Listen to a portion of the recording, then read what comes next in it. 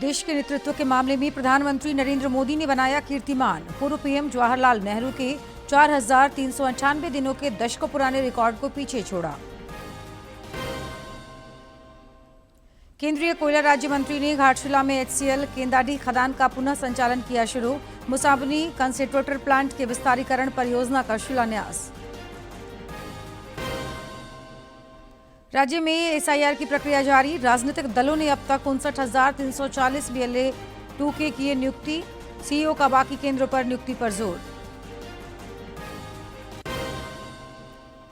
और Jharkhand T20 premiere league में आज 2 मैच। उद्घाटन में शामिल होंगे MS धोनी। सिमडेगा और खूंटी में अंडर-18 एशिया कप हॉकी विजेता खिलाड़ियों का स्वागत।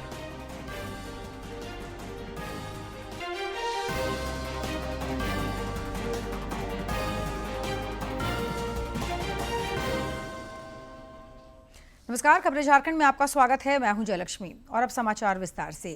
प्रधानमंत्री नरेंद्र मोदी ने बतौर पीएम निरंतर सेवा का नया कीर्तिमान स्थापित किया है। उन्होंने पूर्व प्रधानमंत्री जवाहरलाल नेहरू की लगातार 4,398 दिनों की सेवा के दशकों पुराने रिकॉर्ड को पीछे छोड़ दिया है।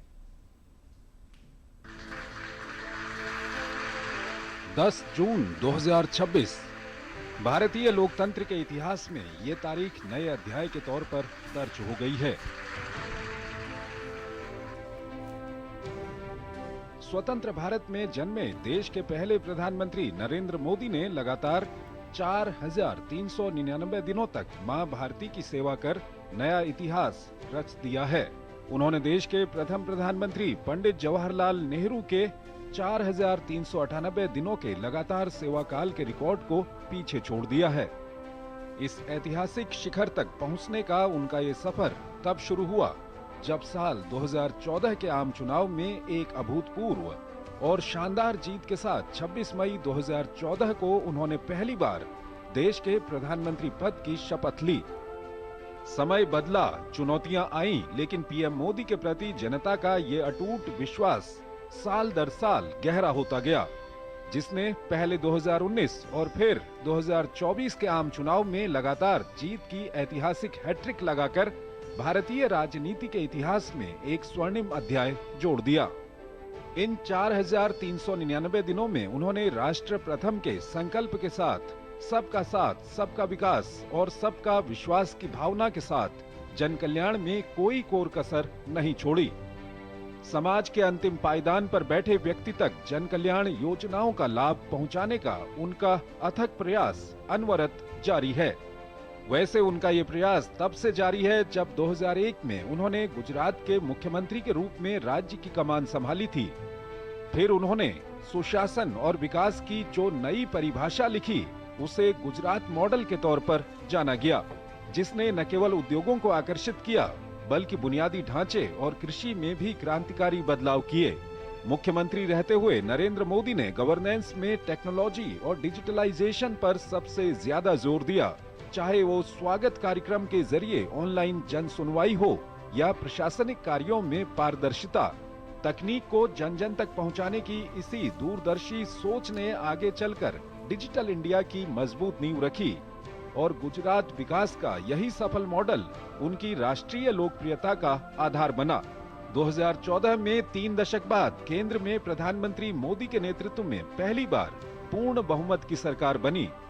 खास बात ये भी है कि देश में पहली बार एक स्थिर और निर्णायक सरकार का नेतृत्व ऐसे व्यक्ति ने किया है जो नेहरू गांधी परिवार से नहीं है और उनकी राजनीतिक जड़ें भी कांग्रेस से दूर दूर तक जुड़ी हुई नहीं हैं। ये केवल समय की गणना नहीं है बल्कि भारतीय लोकतंत्र के 2 ऐतिहासिक छोरों की गाथा है, क्योंकि पंडित नेहरू ने आजादी के तुरंत बाद ऐसे दौर में शासन किया जब देश की जनसंख्या कम थी, राजनीतिक प्रतिस्पर्धा सीमित थी, एक पार्टी का प्रभुत्व था और राजनीतिक संरचना केंद्रीकृत थी, जबकि पीएम मोदी ने 146 करोड़ से ज्यादा जनसंख्या वाले, 2,500 से ज्यादा राजनीतिक दलों वाले, अत्यधिक प्रतिस्पर्धी, राजनीतिक रूप से खंडित और आर्थिक रूप से जटिल दौर में लगातार 3 बार जनादेश हासिल किया है। नेहरू युग के दौरान अत्यधिक राज्य नियंत्रित आर्थिक मॉडल और सीमित निजी उद्यमों के चलते भारत की औसत जीडीपी वृद्धि लगभग 3.5 से 4% रही, जबकि प्रधानमंत्री मोदी ने उद्यमियों, स्टार्टअप्स और वेल्थ क्रिएटर्स को राष्ट्रीय विकास का मजबूत भागीदार माना। और यही कारण है कि सदी की सबसे बड़ी वैश्विक महामारी और भू राजनीतिक संकटों के बावजूद भारत ने न सिर्फ दुनिया में सबसे तेजी से बढ़ती अर्थव्यवस्था के रूप में अपना स्थान बरकरार रखा, बल्कि 6.5 से 7% की विकास दर भी हासिल की। यही नहीं, प्रधानमंत्री मोदी के नेतृत्व में भारत आज दुनिया के सबसे बड़े खाद्य सुरक्षा कार्यक्रमों में से एक को चलाने के साथ साथ खाद्यान्न का निर्यात भी करता है। इतिहास के पन्ने गवाह हैं कि पंडित नेहरू के कार्यकाल के दौरान अत्यधिक रक्षात्मक नीति के चलते देश को 3 प्रमुख सैन्य मोर्चों पर लहू बहाना पड़ा, जबकि आक्रामक रक्षा सिद्धांत के बल पर पीएम मोदी के कार्यकाल के दौरान भारत किसी भी पूर्ण पारंपरिक युद्ध में नहीं उलझा, क्योंकि अब भारत आतंक के आकाओं को घर में घुसकर मारता है। 2016 की सर्जिकल स्ट्राइक, 2019 का बालाकोट एयर स्ट्राइक और पिछले साल हुआ ऑपरेशन सिंदूर इसकी मिसाल है। मतलब साफ है, ये केवल 2 युगों के दिनों की गणना नहीं है, बल्कि भारत की बदलती हुई मानसिकता की महागाथा है। ये बदलाव भारत के आधुनिक, आत्मनिर्भर और वैश्विक विकास इंजन के रूप में उभरने का ऐतिहासिक प्रमाण है। Bureau report, DD news. उपराष्ट्रपति सीपी राधाकृष्णन ने भारत के निर्वाचित प्रधानमंत्रियों में सर्वाधिक समय तक निरंतर सेवा देने वाले प्रधानमंत्री बनने पर श्री मोदी को बधाई दी है। उपराष्ट्रपति सीपी राधाकृष्णन ने प्रधानमंत्री नरेंद्र मोदी को बधाई दी है। उपराष्ट्रपति ने एक्स पर लिखा और मैं कोट करता हूं, प्रधानमंत्री नरेंद्र मोदी को भारत के निर्वाचित प्रधानमंत्रियों में सर्वाधिक समय तक निरंतर सेवा देने वाले प्रधानमंत्री बनने पर हार्दिक बधाई।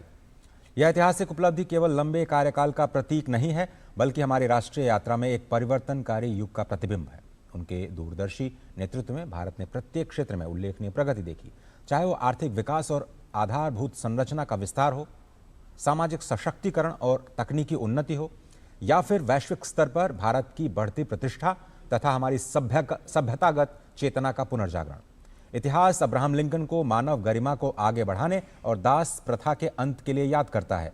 हमारे समय में प्रधानमंत्री नरेंद्र मोदी जी को समावेशी विकास के माध्यम से 25 करोड़ से अधिक लोगों को अत्यंत गरीबी से बाहर निकालने तथा करोड़ों परिवारों में आशा, अवसर और सम्मान को पुनर्स्थापित करने के लिए याद किया जाएगा।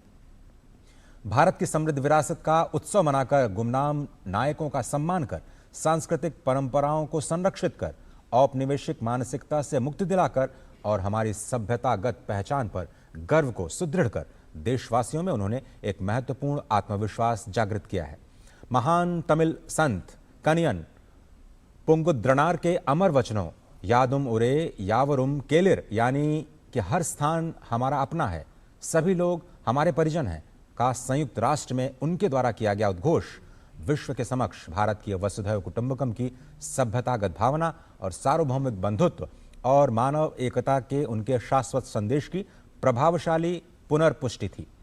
काशी तमिल संगमम और सौराष्ट्र तमिल संगमम जैसे उनके प्रयास, नए संसद भवन में पवित्र सेंगोल की स्थापना, चोल वंश की विरासत को सम्मान देने हेतु गंगैकोंड चोलपुरम की उनकी यात्रा तथा विदेशों से अमूल्य कलाकृतियों और पुरावशेषों की स्वदेश वापसी ने भारत की सनातन विरासत तथा हमारी भाषाओं, संस्कृतियों, परंपराओं और सभ्यतागत धरोहर की समृद्ध विविधता का उत्सव मनाते हुए उन सभ्यतागत बंधनों को पुनः पुष्ट किया है जो हमारे राष्ट्र को एक सूत्र में बांधते हैं। इतिहास के एक निर्णायक क्षण पर माननीय प्रधानमंत्री ने अपने दूरदर्शी नेतृत्व, अथक सेवा और राष्ट्र प्रथम के आदर्शों के प्रति अटूट प्रतिबद्धता के साथ भारत की क्षमताओं और आकांक्षाओं में नए आत्मविश्वास का संचार किया और समकालीन भारत के एक सच्चे युग पुरुष के रूप में उभरे हैं। विकसित भारत 2047 की ओर अग्रसर राष्ट्र की ओर से मैं उनके निरंतर राष्ट्र सेवा हेतु अपनी हार्दिक शुभकामनाएं व्यक्त करता हूं। अनकोट। केंद्रीय कृषि मंत्री शिवराज सिंह चौहान ने भी श्री मोदी को बधाई और शुभकामनाएं दी हैं। डीडी न्यूज के एक कार्यक्रम में उन्होंने कहा कि प्रधानमंत्री नरेंद्र मोदी के नेतृत्व में विकसित भारत का निर्माण हो रहा है। प्रधानमंत्री श्रीमान नरेंद्र मोदी जी ने तीसरी बार शपथ ग्रहण की थी। उनको बहुत बहुत बधाइयाँ, उनका अभिनंदन। एक वैभवशाली, गौरवशाली, संपन्न, समृद्ध, शक्तिशाली, आत्मनिर्भर और विकसित भारत का निर्माण उनके नेतृत्व में हो रहा है। अभी तो 2029 आने वाला है, 2029 जीतेंगे हम मोदी जी के नेतृत्व में, और 2029 के बाद 2034 जीतेंगे, और 2034 के बाद 2039 भी जीतेंगे। प्रधानमंत्री नरेंद्र मोदी के 12 वर्षों के कार्यकाल के दौरान रक्षा उत्पादन और सैनिकों के कल्याण के क्षेत्र में अभूतपूर्व काम हुए हैं। हजारीबाग के सेवानिवृत्त सैनिकों ने श्री मोदी को बधाई दी है और शुभकामनाएं भी। और 12 साल से देख रहे हैं बहुत सारा बदलाव हुआ है। पहले सेना में एक दूसरे प्रति कितना भावना और विश्वास होता था, उससे कई गुना अभी बढ़ चुका है। सबसे पहले कि एक आत्मनिर्भर का मतलब होता है कि रात का जो प्रहरी है वो स्वयं फैसला ले सकता है, जो खड़ा है, ना कि किसी से पूछेगा। अगर उसको लगता है गलत है, अगर हम डिफेंस एरिया में है तो वो अपना शूटिंग आउट कर सकता है। मोदी जी के आने के लिए, फिर उसके आने के पहले सेना में जिस तरह बोलते अपंक, उस तरह थे। सब कुछ रहते हुए भी हम कुछ भी नहीं कर पाते थे। पर मोदी जी आने के बाद 2014 के बाद सेना में बदलाव भी हुआ और हर फौजी का आत्मविश्वास बढ़ा। सैनिकों को फ्री हैंड मिला है। जनके में यहाँ भी जब ये करने के लिए पहले ऑर्डर नहीं मिलता था, लेकिन अब जो है ऑन द स्पॉट ऑर्डर मिलता है। जो मर्जी है आपका, जो जैसे आप उसको हैंडल करना चाहते कर सकते हैं। अब तो मोदी सरकार के आने से पहले तो हम रिटायर हो गए, लेकिन तब में और अब में बहुत चेंजेस है और मुझे लगता है कि ताकतवर हम बहुत ज़्यादा हो। मोदी सरकार अगर सुरक्षा के मामले में कुछ भी करता है और वो देश सुरक्षित है तो बहुत अच्छा है। प्रधानमंत्री नरेंद्र मोदी के नेतृत्व में केंद्र सरकार के 12 वर्ष पूरे होने के उपलक्ष्य में देश भर में कार्यक्रमों का आयोजन हो रहा है। नई दिल्ली में आज एनडीए की बैठक भी बुलाई गई है। एनडीए सरकार के 12 वर्ष पूरा होने और प्रधानमंत्री नरेंद्र मोदी के भारत के सबसे लंबे समय तक लगातार निर्वाचित प्रधानमंत्री रहने के उपलक्ष्य में आज एनडीए की भी बैठक है। सत्तारूढ़ एनडीए के सभी घटक दलों के साथ साथ प्रधानमंत्री मोदी सहित भाजपा का शीर्ष नेतृत्व भी इस महत्वपूर्ण बैठक में हिस्सा लेगा। दिल्ली के भारत मंडपम में होने वाली एनडीए की बैठक में एनडीए शासित सभी 22 राज्यों और केंद्र शासित प्रदेशों के मुख्यमंत्री और उप मुख्यमंत्री के साथ ही गठबंधन के सभी घटक दलों के नेता शामिल होंगे। केंद्रीय कोयला और खान राज्य मंत्री सतीश चंद्र दुबे झारखंड के 2 दिवसीय दौरे पर हैं। उन्होंने पूर्वी सिंहभूम अंतर्गत घाटशिला स्थित एचसीएल के केंदाडी खदान के पुनः संचालन का कल शुभारंभ किया। श्री दुबे ने मुसाबनी कंसंट्रेटर प्लांट के विस्तारीकरण परियोजना का भी शिलान्यास किया। इस मौके पर उन्होंने कहा कि भारत प्रधानमंत्री नरेंद्र मोदी के नेतृत्व में महत्वपूर्ण खनिजों के क्षेत्र में आत्मनिर्भरता की ओर तेजी से अग्रसर है। केंद्रीय राज्य मंत्री ने तांबा उत्पादन क्षमता को सुदृढ़ करने के साथ स्थानीय युवाओं के लिए रोजगार सृजित करने पर बल दिया। राज्यसभा चुनाव के सिलसिले में राजनीतिक सरगर्मी तेज है। कल नामांकन पत्रों की जांच हुई, जिसमें झामुमो के वैद्यनाथ राम और कांग्रेस के प्रणव झा के नामांकन वैध पाए गए। परिमल नाथवानी के नामांकन के संबंध में कांग्रेस विधायक नमन विस्कल कुंडाड़ी की आपत्तियों की वजह से यह प्रक्रिया आज भी जारी है। श्री नाथवानी ने कहा कि आपत्तियों का जवाब दे दिया गया है। उनके वकील रिटर्निंग अधिकारी को सही सूचनाएं उपलब्ध करा देंगे। गौरतलब है कि झारखंड में राज्यसभा की 2 सीटों के लिए चुनाव कराए जा रहे हैं, जिसके लिए कुल 3 उम्मीदवारों के नामांकन दाखिल किए गए हैं। भारत निर्वाचन आयोग के अनुसार कल तक नाम वापसी का समय है, जबकि आवश्यकता पड़ने पर 18 जून को मतदान कराया जाएगा। हजारीबाग में भाजपा की बैठक हुई, जिसे नेता प्रतिपक्ष बाबूलाल मरांडी ने संबोधित किया। इस दौरान मतदाता सूची के विशेष गहन पुनरीक्षण के संबंध में विचार विमर्श हुआ। श्री मरांडी और अन्य वक्ताओं ने मतदाता सूची को अधिक सुदृढ़ और त्रुटि रहित बनाने पर जोर दिया। संगठनात्मक विषयों पर भी इस दौरान चर्चा हुई। इधर राज्य भर में एसआईआर की प्रक्रिया जारी है। राज्य के मुख्य निर्वाचन पदाधिकारी के रवि कुमार ने बताया कि राजनीतिक दलों ने विभिन्न मतदान केंद्रों के लिए 59,340 बूथ लेवल एजेंट BLA-2 की नियुक्ति की है। सीईओ ने बाकी केंद्रों पर BLA-2 की नियुक्ति पर जोर दिया। उन्होंने कहा कि यह नियुक्ति मतदाता सूची के विशेष गहन पुनरीक्षण एसआईआर के लिए महत्वपूर्ण है। भाजपा ने सर्वाधिक 21,645 BLA-2 नियुक्त किए हैं। राज्य सरकार के रेसिडेंट कमिश्नर अरवा राजकमल ने कल नई दिल्ली स्थित झारखंड भवन का औचक निरीक्षण किया।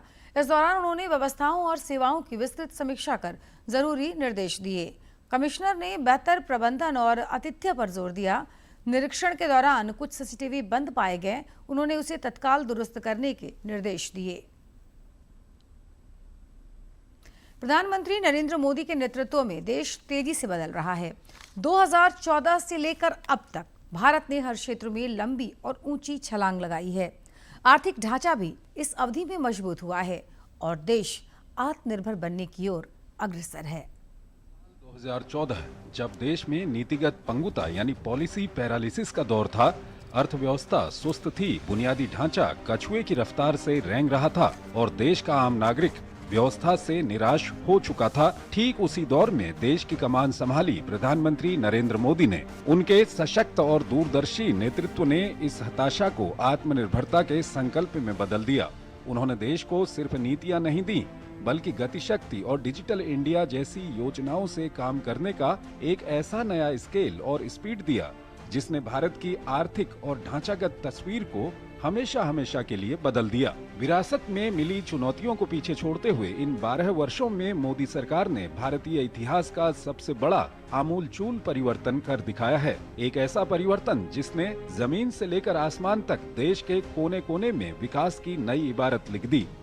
2014 का भारत याद कीजिए, जहां जेब में कैश रखना मजबूरी थी और डिजिटल भुगतान बेहद सीमित था। लेकिन आज 2026 में भारत हर महीने 18 अरब से ज्यादा के डिजिटल लेन देन के साथ दुनिया का नेतृत्व कर रहा है। इंटरनेट यूजर्स 25 करोड़ से करीब 4 गुना बढ़कर 95 करोड़ को पार कर चुके हैं। जो ऑप्टिकल फाइबर नेटवर्क गाँवों में नगण्य था, आज देश भर के 2 लाख से अधिक गाँवों को हाई स्पीड इंटरनेट से जोड़ा जा चुका है। यही नहीं, मेक इन इंडिया की सफलता के चलते इन 12 वर्षों के दौरान मोबाइल विनिर्माण में 5.5 गुना बढ़ोतरी हुई है। 2014 में जहां हर साल सिर्फ 6 करोड़ मोबाइल का उत्पादन होता था, आज ये आंकड़ा 33 करोड़ प्रति वर्ष के पार पहुंच गया है। और जिस सेमीकंडक्टर क्षेत्र में 2014 तक देश का खाता भी नहीं खुला था, आज 5 से ज्यादा बड़े फैब्रिकेशन प्लांट और OSAT प्लांट के साथ भारत एक वैश्विक सेमीकंडक्टर हब के रूप में उभर रहा है। किसी भी देश की तरक्की उसकी रफ्तार से नापी जाती है और प्रधानमंत्री मोदी के नेतृत्व में भारत ने इन 12 सालों में एक्सप्रेसवे, रेलवे, नए हवाई अड्डों और आधुनिक बंदरगाहों से देश की रफ्तार, कनेक्टिविटी और लॉजिस्टिक्स क्षमता को कई गुना तक बढ़ा दिया है। हाई स्पीड एक्सप्रेसवे नेटवर्क जो 2014 में सिर्फ 1000 किलोमीटर था, आज बढ़कर 6700 किलोमीटर हो गया है। आसमान में उड़ान योजना का जादू ऐसा चला कि देश में हवाई अड्डों की संख्या 74 से बढ़कर 160 को पार कर गई है। इन 12 सालों में भारत के बंदरगाहों की क्षमता 800 मिलियन टन प्रति वर्ष से करीब 3.5 गुना बढ़कर 2760 मिलियन टन प्रति वर्ष से ज्यादा हो चुकी है। भारतीय रेल का चेहरा भी पूरी तरह बदल गया है। रेल विद्युतीकरण 21,000 किलोमीटर से 3 गुना बढ़कर 65,000 किलोमीटर को पार कर चुका है और शहरों की लाइफलाइन कही जाने वाली मेट्रो रेल 250 किलोमीटर से 4 गुना बढ़कर 1000 किलोमीटर से अधिक लंबी हो चुकी है।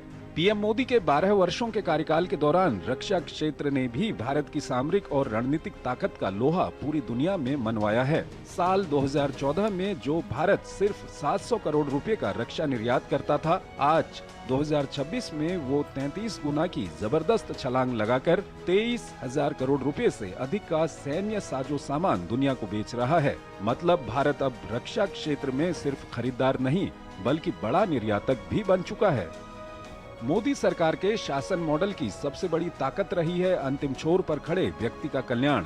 2014 में देश खुले में शौच की गंभीर समस्या से जूझ रहा था, लेकिन रिकॉर्ड 11 करोड़ से अधिक शौचालयों का निर्माण कर इस कलंक को मिटाया गया। साल 2014 तक देश के महज 17% घरों में नल से पानी आता था, जो आज 5 गुना बढ़कर 80% से अधिक घरों तक पहुंच रहा है। गरीबों के सिर पर पक्की छत देने के संकल्प ने सीमित दायरे से निकलकर आज 4 करोड़ से अधिक पक्के मकानों का निर्माण किया जा चुका है। ग्रामीण विद्युतीकरण के तहत जहां 2014 में केवल 18,000 गांव कवर थे, आज देश के लगभग 100% गांवों तक बिजली पहुंचाकर सभी को रोशनी सुनिश्चित की गई है।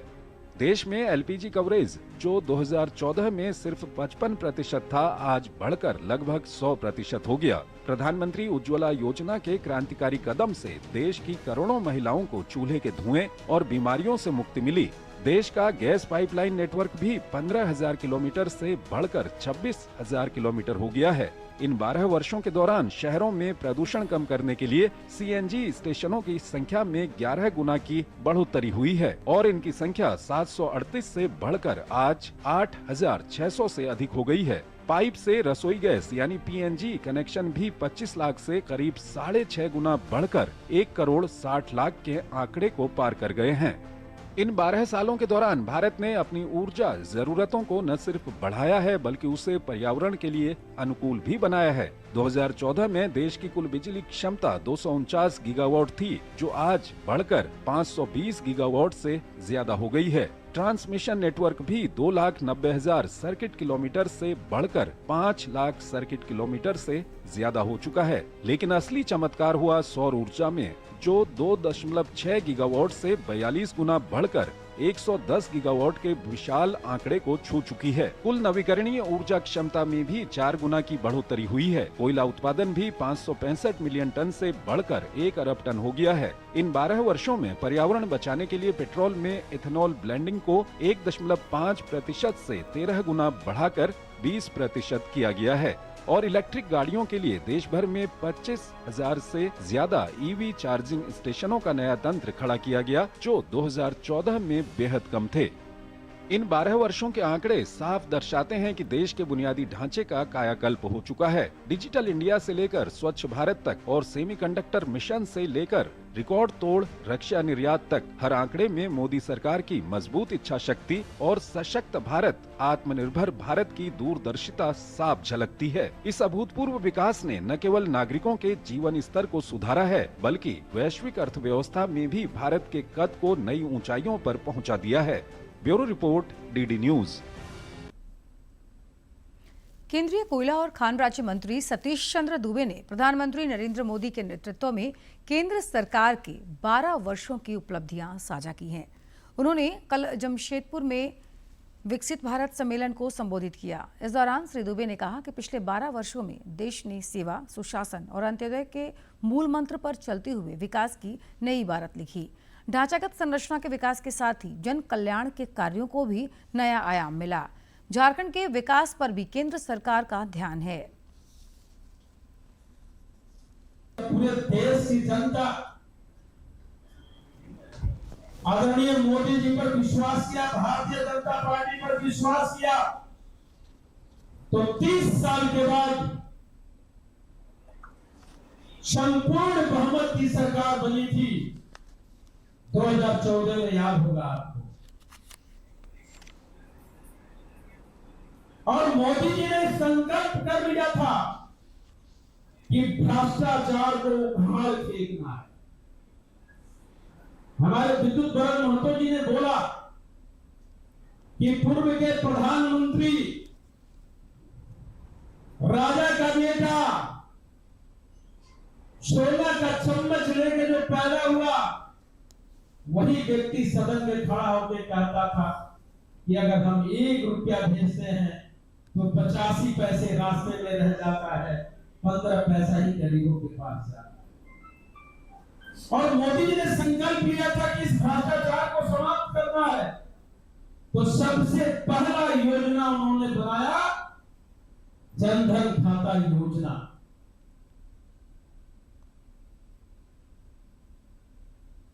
कृषि प्रक्षेत्र के विकास के लिए वैश्विक सहयोग लगातार बढ़ रहा है। इस दिशा में इंदौर में ब्रिक्स देशों के मंत्रियों की बैठक 12 और 13 जून को होने वाली है। इधर कल से इस सिलसिले में 5 दिवसीय अंतर्राष्ट्रीय सम्मेलन की शुरुआत हुई। भारत की अध्यक्षता में यहाँ पर 5वीं ब्रिक्स कृषि कार्य समूह की महत्वपूर्ण बैठक का शुभारंभ हुआ। इस सम्मेलन का मुख्य उद्देश्य बदलती जलवायु परिस्थितियों के बीच कृषि क्षेत्र में आपसी सहयोग को नई ऊंचाइयों पर ले जाना है। भारत ने अपनी अध्यक्षता का विषय रेजिलियंस के लिए टीम बिल्डिंग ये रखी है और ब्रिक्स देशों की इस बैठक के साथ साथ साझेदार राष्ट्रों के प्रतिनिधि भी एक मंच पर आए। बैठक के औपचारिक सत्रों के अलावा विदेशी प्रतिनिधियों ने इंदौर की संस्कृति और स्वाद को भी करीब से अनुभव किया। शहर के प्रसिद्ध फूड हब 56 दुकान पहुंच करके प्रतिनिधियों ने मालावा के पारंपरिक व्यंजनों का भी आनंद लिया। सरकार द्वारा संचालित बिरसा हरित ग्राम योजना ग्रामीण अर्थव्यवस्था को सुदृढ़ करने और किसानों को आत्मनिर्भर बनाने की दिशा में मील का पत्थर साबित हो रही है। इसी कड़ी में रामगढ़ जिला प्रशासन के विशेष प्रयासों से यहां के किसानों की बंजर भूमि अब उनके लिए उपजाऊ बनकर वरदान साबित हो रही है। रामगढ़ के समाहरणालय परिसर में सुदूरवर्ती गांवों के खेतों से निकले आमों से लदे वाहन को खाड़ी देशों के लिए रवाना किया गया। इस बड़ी उपलब्धि पर गर्व व्यक्त करते हुए रामगढ़ के उपायुक्त ऋतुराज ने बताया कि राज्य सरकार के दिशा निर्देश पर जिले में पिछले 4-5 वर्षों से बिरसा हरित ग्राम योजना के तहत सघन बागवानी कराई जा रही है। किसानों ने अपनी एकड़ बंजर जमीन पर आम के पौधे लगाए थे जो आज फल दे रहे हैं। राज्य सरकार के दिशा निर्देश के अंतर्गत हम लोगों ने पिछले 4 से 5 सालों से जो हम लोगों ने बिरसा हरित ग्राम योजना हम लोगों ने किया है, ग्रामीण क्षेत्र में कई सारे लोगों ने अपने एकड़ की जमीनों में आम लगाया। आज वो उसका फल जो है देखने को हमें मिल रहा है, जिसमें कि हमारे रामगढ़ जिले के गांव का आम कल हम लोगों ने एक्सपोर्ट किया है या दुबई के मार्केट में भेजा गया है। इस योजना से अपने जीवन में आए जादुई बदलाव को साझा करते हुए दुलमी प्रखंड के पोटमदग्गा पंचायत अंतर्गत जमुआ बेड़ा टोला की सफल महिला किसान रितिका बेदिया ने अपनी खुशी का इजहार किया। रितिका ने बताया कि साल 2020 में मनरेगा के सहयोग से उन्होंने अपनी 4 एकड़ भूमि पर आम की बागवानी शुरू की। 3 साल की मेहनत के बाद पेड़ों में फल आने लगे और इस वर्ष उन्होंने अकेले 2.5 टन उच्च गुणवत्ता का आम विदेश भेजा है। 2020 में मनरेगा के तहत आम का बागवानी का ऑफर आया हमें, जिसमें हमने 4 एकड़ में बागवानी लगाया। यहाँ पहले झाड़ी था जिसको हमने साफ करके बागवानी लगाया और 3 साल तक हमने बागवानी से फल नहीं लिया, क्योंकि उस समय पेड़ छोटा होने के कारण पेड़ टूट जाता, इसलिए उससे हमने फल नहीं लिया। उसके बाद हमने फल लेना शुरू किया और इस साल हमने 2.5 टन के लगभग बिरसा हरित ग्रामीण योजना के तहत विदेश में आम भेजा है। बिरसा हरित ग्राम योजना के माध्यम से बंजर खेतों में उगी हरियाली और विदेशों तक पहुंची आम की यह मिठास झारखंड के बदलते ग्रामीण परिदृश्य की एक जीवंत कहानी है। जिला प्रशासन की यह सुदूरवर्ती पहल न केवल किसानों को समृद्ध बना रही है, बल्कि पर्यावरण संरक्षण की दिशा में भी एक क्रांतिकारी कदम साबित हो रही है। रामगढ़ से कुशल की report. Jharkhand T20 premiere league का आज से आगाज हुआ। आज 2 मैच होने हैं। आईपीएल की तर्ज पर जेपीएल का आयोजन हो रहा है।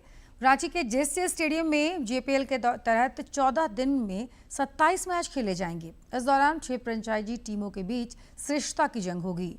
जेपीएल से जुड़े टीमों की फ्रेंचाइजी और खिलाड़ी T20 लीग को लेकर जहां खासे उत्साहित हैं, वहीं खेल प्रेमियों को उम्दा क्रिकेट देखने को मिलेगा। स्टेडियम में प्रवेश निःशुल्क रखा गया है। जेपीएल का आज औपचारिक उद्घाटन होगा, जिसमें भारतीय क्रिकेट टीम के पूर्व कप्तान महेंद्र सिंह धोनी भी मौजूद रहेंगे।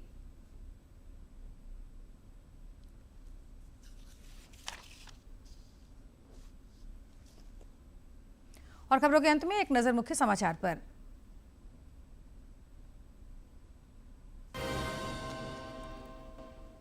देश के नेतृत्व के मामले में प्रधानमंत्री नरेंद्र मोदी ने बनाया कीर्तिमान। पूर्व पीएम जवाहरलाल नेहरू के 4,398 दिनों के दशकों पुराने रिकॉर्ड को पीछे छोड़ा।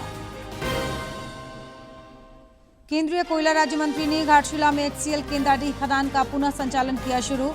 मुसाम्बनी कंसंट्रेटर प्लांट के विस्तारीकरण परियोजना का शिलान्यास। राज्य में SIR की प्रक्रिया जारी। राजनीतिक दलों ने अब तक 59,340 BLA2 किए नियुक्त। CEO का बाकी केंद्रों पर नियुक्ति पर जोर। और झारखंड T20 प्रीमियर लीग में आज 2 मैच। उद्घाटन में शामिल होंगे MS धोनी। सिमडेगा और खूंटी में अंडर 18 एशिया कप हॉकी विजेता खिलाड़ियों का स्वागत।